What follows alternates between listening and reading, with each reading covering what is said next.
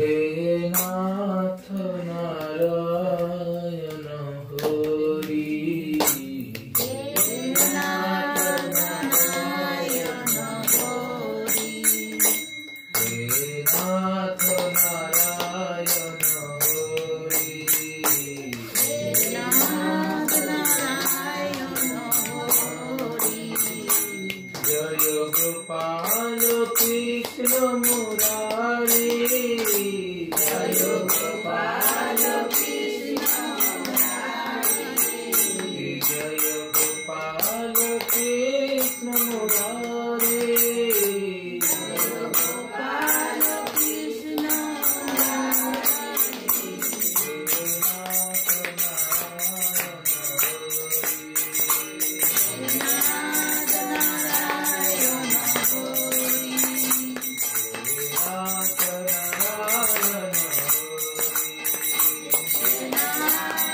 नारायण हरि।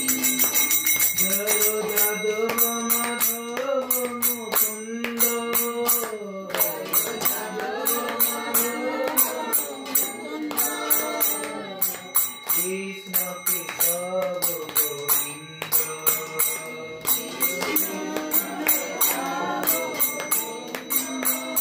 जय जादव माधव मुकुंद, जय जादव माधव मुकुंद, कृष्ण केशव गोविंद। वासुदेव गिरिधारी, वासुदेव गिरिधारी, वासुदेव गिरिधारी, वासुदेव गिरिधारी। हे नाथ नारायण हरि, हे नाथ नारायण हरि। सत्य सनातन प्रभु, सत्य सनातन प्रभु, सत्य सनातन प्रभु, सत्य सनातन प्रभु। हे नित्य निरंजन विभु, हे नित्य निरंजन विभु, नित्य निरंजन विभु, हे नित्य निरंजन विभु। दीनबंधु दुखहारी, दीनबंधु दुखहारी, दीनबंधु दुखहारी, दीनबंधु दुखहारी। हे नाथ नारायण हरि, हे नाथ नारायण हरि।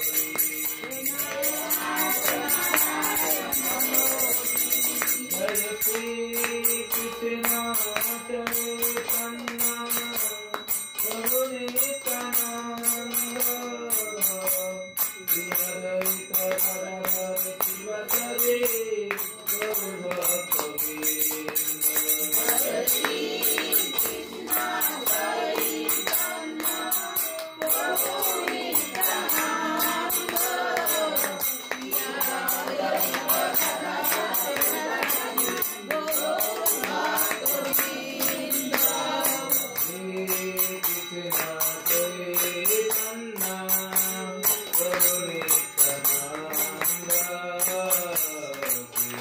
अद्वैत गदाधर शिवसदि गौरभक्तवृंद।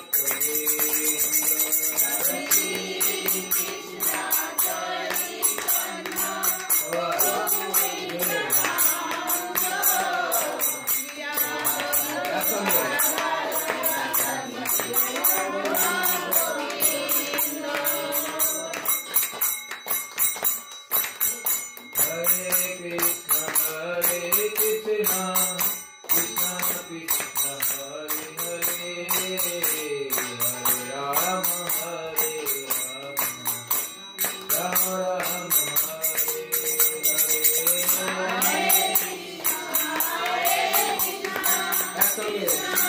गदाधर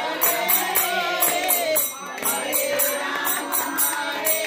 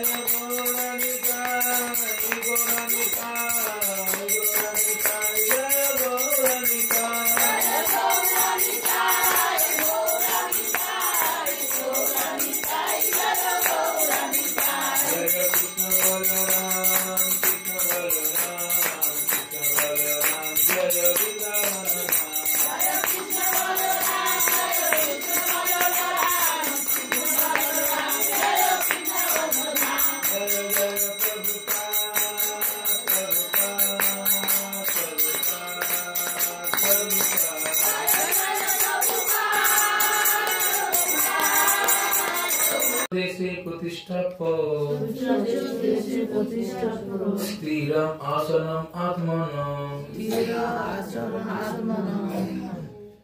স্থিরম আসনম আত্মনম নাহতি উচ্ছিতম নাহতি नीचम चोलाइजी दीन कुशतरम तत्र एकाग्रम मनोकृत्वा जतचित्त इंद्रिय क्रिया उपविश्य आसने जुंजत योगम आत्मा विशुद्धये যোগ অনুবাদ যোগ অভ্যাসের নিয়ম এই যে কুশাসনের উপর মৃগ চর্মের আসন তার উপরে বস্ত্রাসন রেখে অত্যন্ত উচ্চ বা অত্যন্ত নিচু না করে সেই আসন পবিত্র স্থানে স্থাপন করে তাতে আসীন হবেন সেখানে উপবিষ্ট হয়ে চিত্ত ইন্দ্রিয় ও ক্রিয়াকে নিয়ন্ত্রিত করে চিত্ত শুদ্ধির জন্য মনকে একাগ্র করে যোগ অভ্যাস করবেন এটা লিখে রাখা কিন্তু ইম্পর্টেন্ট বলে লিখে রাখা খুব গুরুত্বপূর্ণ নয় তবে এটা যখন কাউকে তাহলে আমাদের আসন বা মনকে একাগ্র করার জন্য ভগবান কি বলেছে কুশাসনের উপরে মৃগচরণ মানে হরিণের চামড়া আসন তার উপর বস্ত্রাসন বস্ত্র কোন কাপড় রেখে অত্যন্ত বেশি উঁচু হবে না আবার বেশি নিচু হবে না এরকম আসন পবিত্র স্থানে রেখে মনকে স্থির করে ধ্যান করতে হবে শ্লোক নম্বর 13 সময়ম কায়সি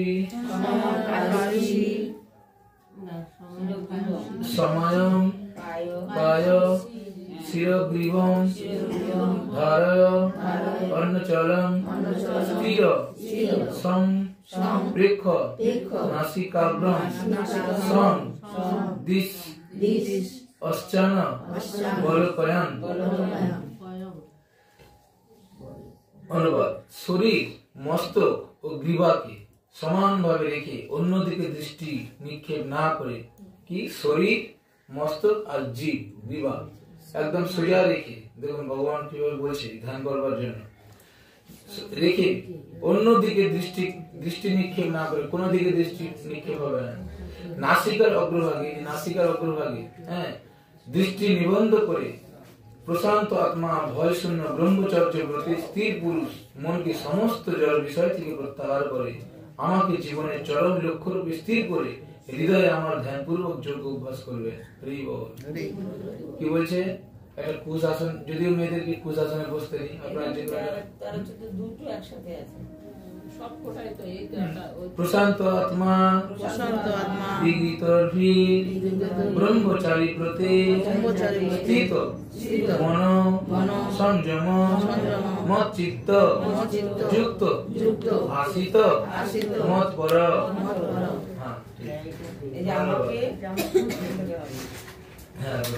এবারে কি বলছে যে শরীর মস্তক আর গ্রীবাকে এইভাবে সোজা রেখে মনকে কোথায় নিয়ে আসতে হবে এই নাকের অগ্রভাগে চিন্তা করতে হবে আর হৃদয়ে সবসময় ভগবানের কথা স্মরণ করতে হবে এইভাবে ধ্যান করতে হবে প্রত্যেক দিন হ্যাঁ আরো তাড়াতাড়ি তার মানে এখানে ক্লাস বন্ধ করে ধ্যান করলে হবে ক্লাসে আসতে হবে যখন সুযোগ পাবেন বাড়িতে একা থাকবেন দেখবেন যখন খুব দুঃখ পাচ্ছেন খুব হতাশার মধ্যে আছেন নানান দিকে টেনশন তখন একটু ধ্যানে বসে যাবেন ভগবানের চিন্তা দেখবেন কোথাও থেকে যেন সব মিলিয়ে গেছে আর সেই চিন্তা নেই দেখবেন নিজেরাই রিয়েলাইজ করবেন এটা হবে সব চিন্তা সব হতাশা দেখবেন সব যেন কিভাবে আর নেই শ্লোক নাম্বার 15 जुञ्जन एवं सदा आत्मनं योगी नियत मानस शान्तिं निर्वाण परमं मत संस्थां অধিগচ্ছতি এইভাবেই দেহ মন ও কার্যকলাপ সংযত করার অভ্যাসের ফলে যোগীর জড়বন্ধন থেকে মুক্ত হয় তিনি তখন আর আমার ধাম প্রাপ্ত হয়ে যান বুঝলেন তাহলে প্রতিদিন ধ্যান করবেন ভগবানের ধ্যান করবেন আপনি জগতে জন্মগ্রহণ করতে চান আর কে জগতে জন্মগ্রহণ করেছে?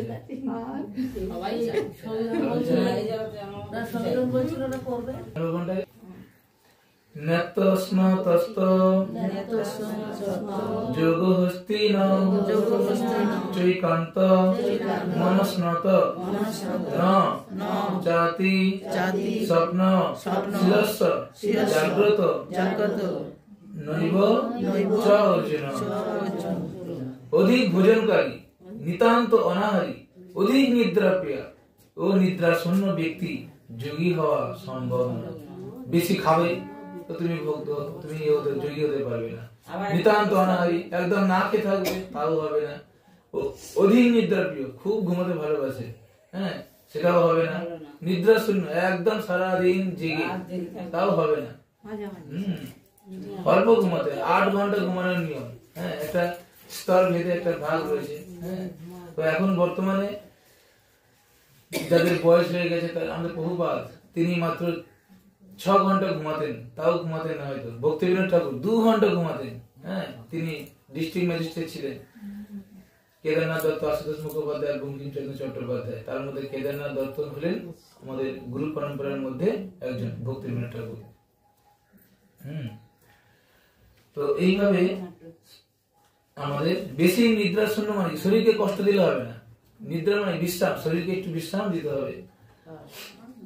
আবার বেশি ঘুমালে কি হবে, বাইরের দেশে দেখবেন কিছু কিছু পাখিরা সারাদিন খালি ঘুমিয়েই থাকে, তো ওরকম পাখি হয়ে জন্মগ্রহণ করতে হবে। আর বেশি খেলে কি হবে, বেশি খাওয়ার প্রতি মনোযোগ দিলে যে কোনো জিনিস অতিরিক্ত ভালো না, আবার একদম না তো মাঝে মাঝে বেশি ভালো না। শ্লোক নম্বর 17। যুক্ত আহার বিহারস্য যুক্ত চেষ্টস কর্মসু যুক্ত স্বপ্ন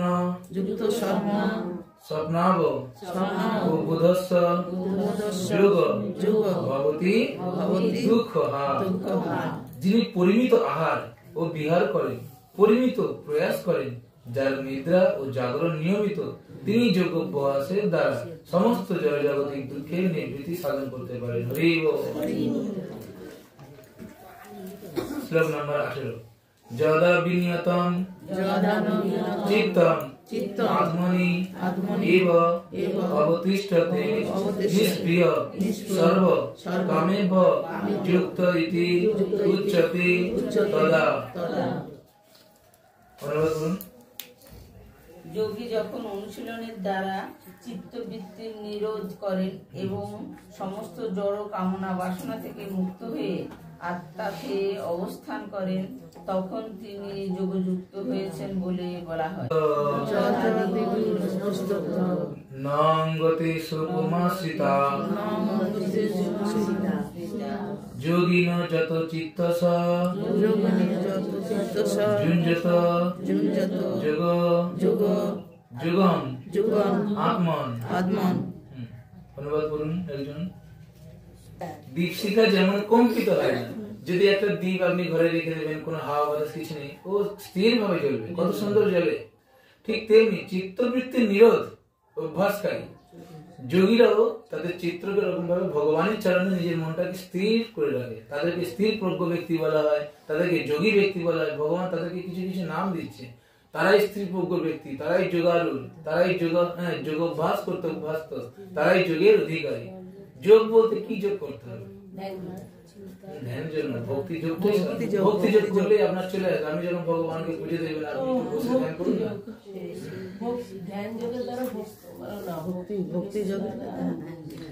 সবকিছুর গুরুত্বপূর্ণ, তার মধ্যে আমাকে এতগুলো যোগের কথা বলা হয়েছে, তার মধ্যে 3টে যোগ গুরুত্বপূর্ণ: জ্ঞানযোগ, ধ্যানযোগ, ভক্তি যোগ। এর মধ্যে সর্বশ্রেষ্ঠ হলো ভক্তি যোগ। শ্লোক নম্বর 20 থেকে 23। যত্র উপরমতে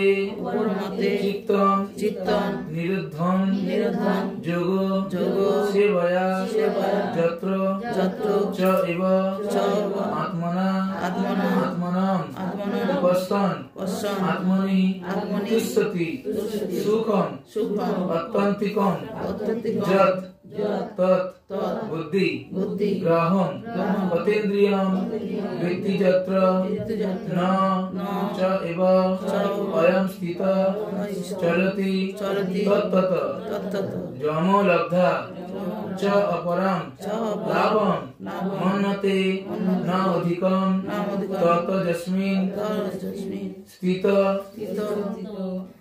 দুঃখেন গুরুণা অপি বিচলতে তম বিদ্যা দুঃখ সংযোগ বিয়োগম যোগ সঙ্গীতম। যোগ বলুন এক পদার্থ বলেন প্রত্যাহিত হয় সেই অবস্থাকে যোগ সমাধি বলা হয়। এই অবস্থায় শুদ্ধ ও অন্তঃকরণ দ্বারাই আত্মাকে উপলব্ধ করে। যোগী আত্মাতেই পরম আনন্দ আস্বাদন করেন। এই আনন্দময় অবস্থায় অপকৃত ইন্দ্রিয় দ্বারাই অপকৃত সুখ অনুভূত হয়। এই পারমার্থিক চেতনায় অবস্থিত হলেও যোগী আর আত্মতত্ত্বজ্ঞান থেকে বিচলিত হন না এবং ততক্ষণ আর অন্য কোনো কিছু লাভই তার থেকে অধিক বলে মনে হয় না। এই অবস্থায় স্থিত বলে চরম বিপর্যয়ে ও চিত্ত বিচলিত হয় না। এটি জড় জগতের সংযোগ জনিত সমস্ত দুঃখ দর্শন প্রথম লক্ষ্য।